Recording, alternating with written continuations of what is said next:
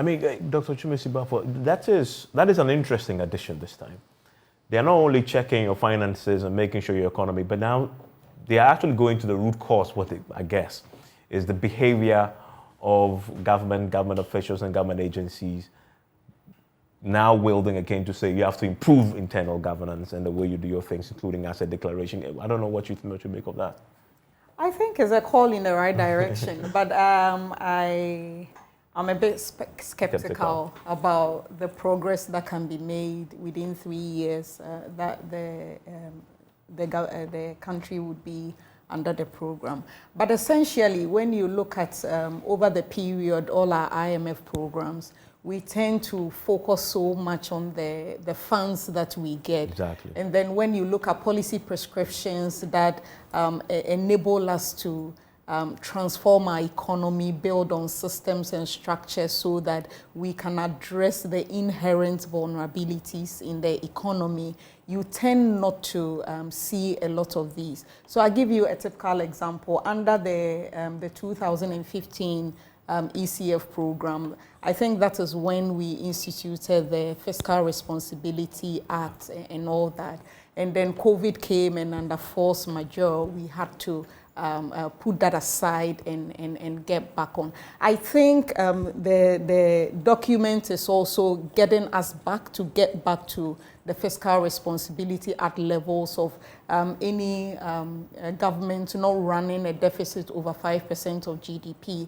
I think these are systems that we need to ensure. And for me, my passion is basically on the economic side, because issues like governance and things, sometimes the outcomes are difficult to measure.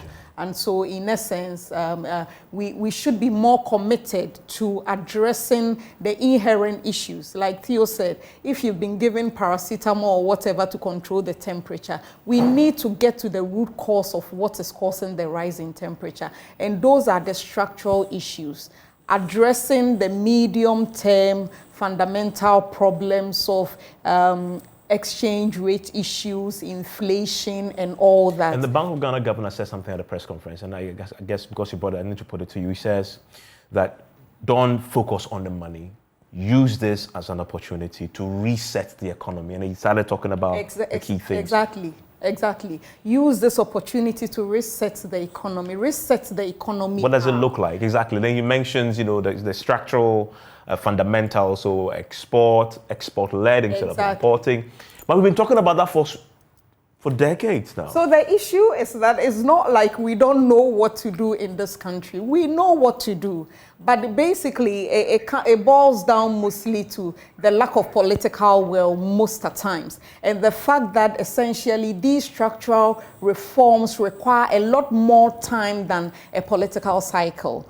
So you see, the challenge we face is that we tend to try to want quick fixes, short-term results, to show that the government has done something. I can understand the position politicians are in because they are looking at the next election. But I think that we should get beyond that and look at the bigger picture with structural changes, investing in the right areas in the economy. So, for example, I was asking John, what is it with the energy sector that all politicians speak so passionately about for us to change? But it appears the problems still persist. There is nothing that appears to be done about it. If we are able to solve these issues of energy, issues of access to credit, issues of skilled labor, then we will be equipping firms to be productive and produce domestically, reduce our import dependence, export. It is not rocket science, but it takes a lot more commitment and effort on the part of government to deliver on these. And most of the times, it appears they tend to be dealing with short-term, 4-year political cycle, maximum 8 years, and so it becomes a bit murky. John, as we wrap up, I need to ask you, government cannot implement this program without the support of the minority. I bet some of it will have to come to Parliament for consideration. Do they have your support? As far as practicable, we are all Ghanaians. We want the betterment of the economy.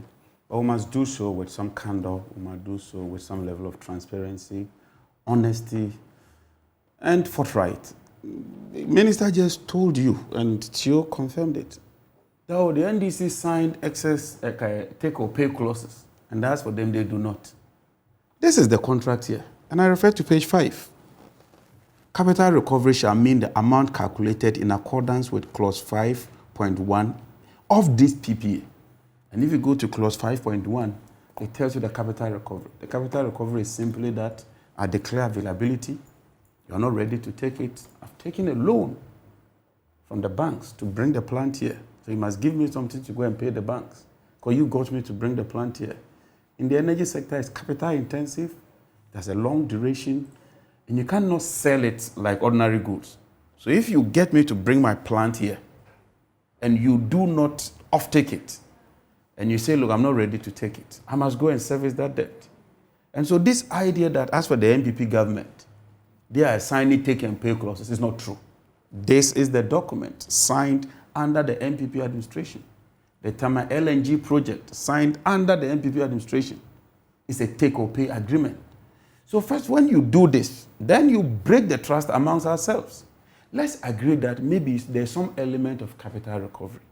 What level can we go? How can we deal with it? Maybe during the NDC time, there were some challenges.